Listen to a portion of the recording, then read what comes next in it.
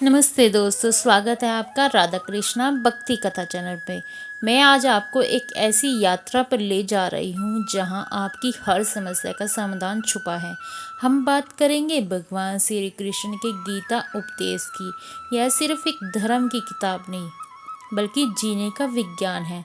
अगर आप तनाव में हैं, निराश में हैं या अपने जीवन के उद्देश्य को लेकर भ्रमित हैं, तो यह समय आपके लिए बहुत ज़रूरी है सुनना।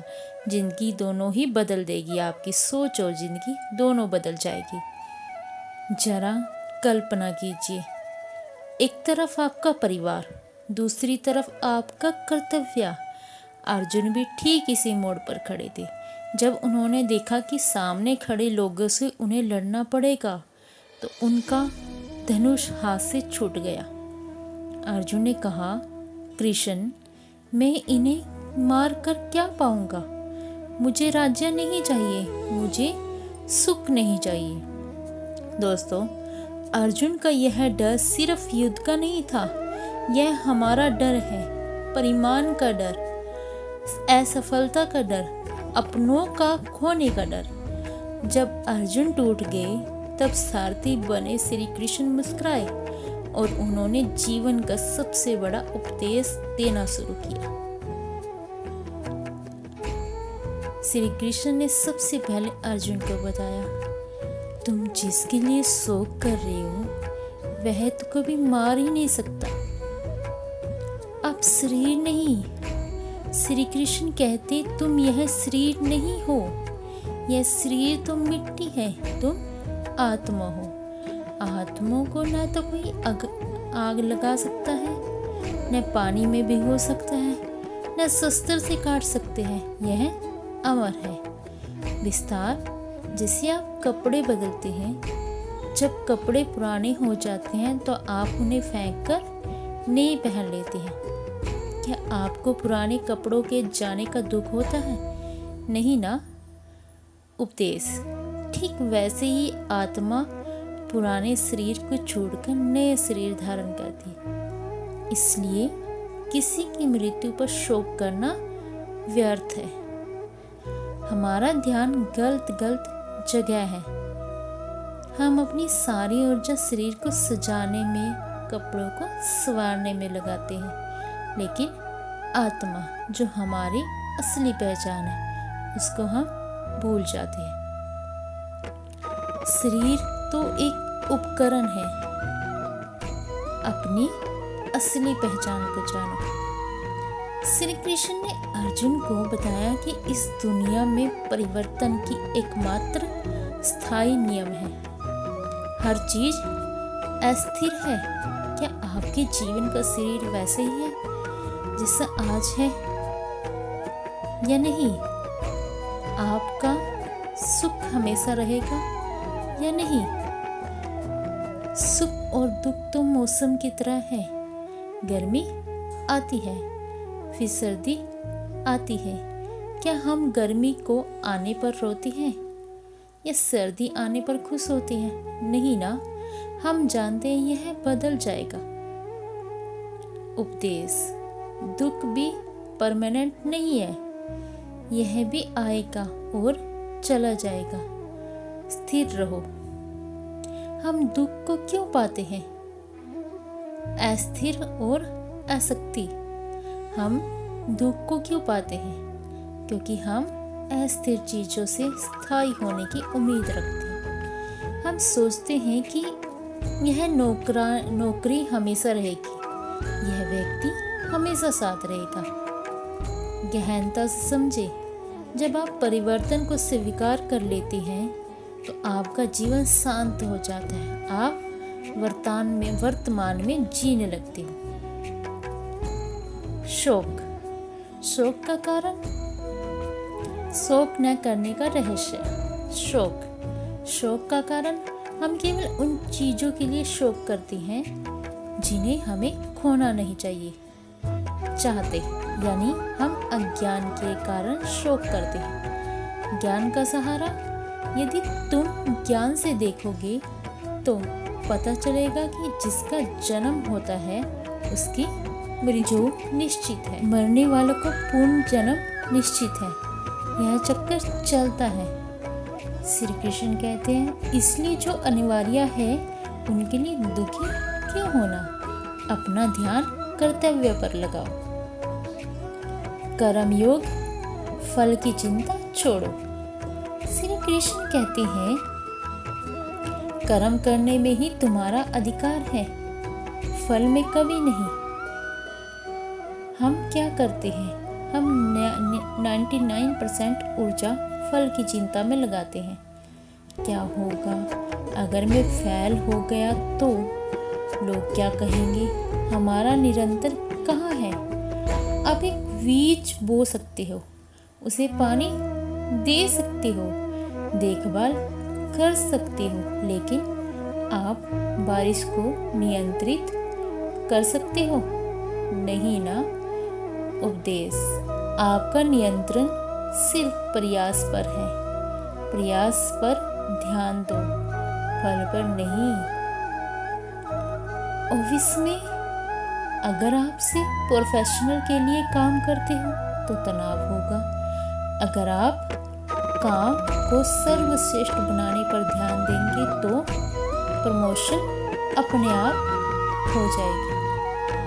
रिश्तों में अगर आप किसी से प्यार इसलिए करते हैं ताकि वह आपको बदले में प्यार करे तो यह व्यापार है, प्यार नहीं। वह है जब आप देते हो, कर्म करते हो और बुला देते हो, तब वह प्यार है। कर्म न करने का पाप, आलस भी फल की आसक्ति है। श्री कृष्ण कहते हैं कर्म न करने में भी आसक्ति न हो, यानी आलस में बैठकर कर्म छोड़ना भी एक तरफ से आसक्ति है। डर का परिणाम अच्छा नहीं होता। हर कोई विदेश जाता है, आप एक सेकंड के लिए भी शांति नहीं रह सकते। सांस लेना, सोचना, पाचन क्रिया सब कर्म है हमारा।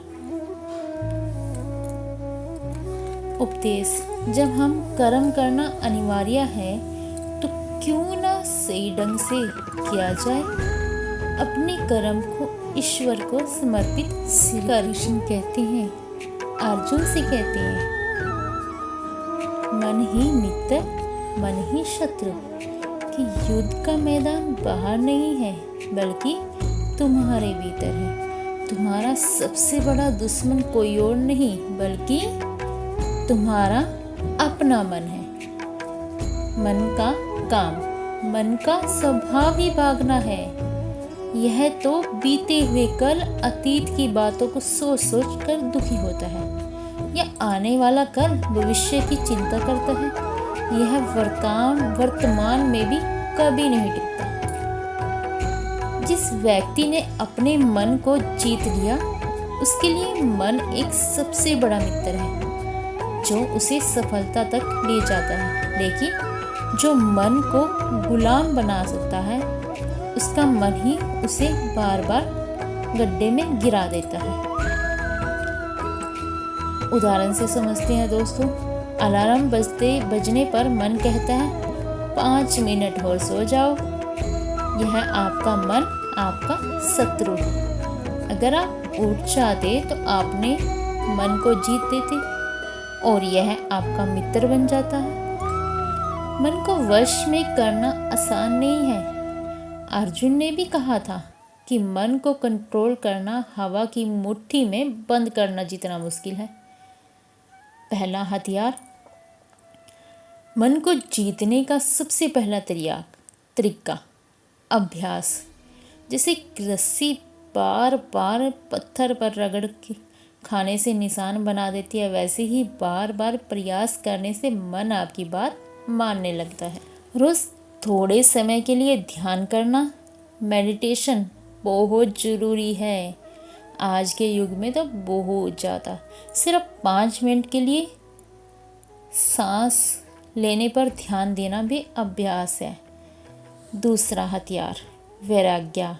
वैराग्य का मतलब यही नहीं कि घर परिवार को छोड़ दो। वैराग्य का मतलब है अब अनावश्यक इच्छाओं और विचारों का लगाव हटा देना। गहराई से समझे, जो चीज़ें आपके लिए ज़रूरी नहीं है उन्हें नज़रअंदाज करना सीखो। मन किसी चीज़ को मांग रहा है तो उसे टालना सीखो। धीरे धीरे मन शांत होने लग जाएगा। श्री कृष्ण ने क्रोध की समस्या को बहुत गहराई से समझाया है। क्रोध की जड़, क्रोध हमेशा इच्छाओं से पैदा होता है। जब आपकी कोई इच्छा पूरी नहीं होती तो आप क्रोधित हो जाते हैं। क्रोध का परिणाम, क्रोध आपकी सोचने की शक्ति, बुद्धि को नष्ट कर देता है। जब बुद्धि नष्ट हो जाती है तो आप गलत निर्णय लेते हो और अंततः आपका पतन हो ही जाता है। क्रोध में लोग सैकड़ों में रिश्ते तोड़ देते हैं। क्रोध में लोग सैकड़ों में रिश्ते तोड़ देते हैं, नौकरी छोड़ देते हैं या बड़ी गलतियां कर देते हैं, बाद में पछताते हैं। क्रोध के जीतने के लिए सबसे पहले अपनी इच्छाओं को नियंत्रित करना सीखो और क्रोध आते ही रुक जाओ। प्रतिक्रिया मत करो बल्कि समझदारी से जवाब दो। भक्ति योग। श्री कृष्ण अर्जुन को योगी बनाने का रास्ता बताते हैं। योगी का मतलब आसान करने वाला नहीं, आसन करने वाला नहीं, बल्कि सम रहने वाला व्यक्ति। योग का असली अर्थ होता है योग यानी समस्तम, यानी सुख और दुख, लाभ और हानि, जीत और हार, इन सब में समान रहना। जीवन डंडों से भरा है, जीवन धमतों से भरा है। आप चाहते हैं कि आपको सिर्फ सम्मान मिले, लेकिन अपमान भी आएगा। ज्ञानी व्यक्ति जानता है कि ये दोनों अस्थायी है और किसी का खुश या दुखी नहीं होता। बाहर की दुनिया को बदलने की कोशिश मत करो, अपने अंदर की प्रतिक्रिया को बदलो, यानी समस्त रोग है। वह व्यक्ति है जिसकी बुद्धि स्थिर हो गई है। स्थित परक व्यक्ति वही है जो सभी इच्छाओं को छोड़ देता है, जो किसी के प्रयास या आलोचना से प्रभावित ही नहीं होता और शांत रहता है। आपका लक्ष्य स्थिर पथ बनना होना चाहिए, जहां आपका मन नहीं बल्कि आपकी बुद्धि फैलता है। श्री कृष्ण ने अंत में अर्जुन को सबसे बड़ा अंतिम रहस्य बताया। सभी कर्मों, कर्तव्य को छोड़कर मेरी शरण में आ जाओ। शरणागति का अर्थ, इसका मतलब यही है कि आप काम करना छोड़ दें। इसका मतलब ये नहीं कि आप अपना काम करना छोड़ दो। इसका मतलब है कि मैं यह कह रहा हूँ, इस अहंकार को छोड़ो, अपना कर्म करो। आप अपना 100% अपने कर्म पूरी ईमानदारी से करो, लेकिन परिणाम की चिंता पूरी तरह से मुझ पर छोड़ दो। अंतिम मुक्ति। जब आप यह पूर्ण विश्वास और समर्पण अपना लेते हो तो श्री कृष्ण कहते हैं, मैं तुम्हें सभी पापों से मुक्त कर दूंगा, डरो मत। यदि मोक्ष है, यही पूर्ण शांति है। दोस्तों, हमने गीता के 5 सबसे बड़े सूत्रों को देखा। नंबर 1, आत्मा अमर है, इसलिए अपनों को खोने का डर मत रखो। नंबर 2, कर्म करो, फल की चिंता मत करो। नंबर 3, मन को जीतो, इसे अपना सबसे बड़ा मित्र बनाओ। और नंबर 4, क्रोध से बचो, यह तुम्हारी बुद्धि को नष्ट करता है। नंबर 5, शरण गति अपनाओ, तनाव और अहंकार को छोड़ दो। अंतिम संदेश। श्री कृष्ण अंतिम संदेश देते हैं, यह ज्ञान केवल सुनने के लिए नहीं है, बल्कि जीने के लिए है। इसे अपनी दैनिक जिंदगी में उतारना शुरू कीजिए। जब भी आप मुश्किल में हो, इन उपदेशों को याद करो। आप अपनी जिंदगी के सारथी खुद बनिए। कृष्ण जल्द मिलेंगे। तो आज के लिए इतना ही। राधे राधे दोस्तों, फिर मिलते हैं एक और नई कहानी के साथ।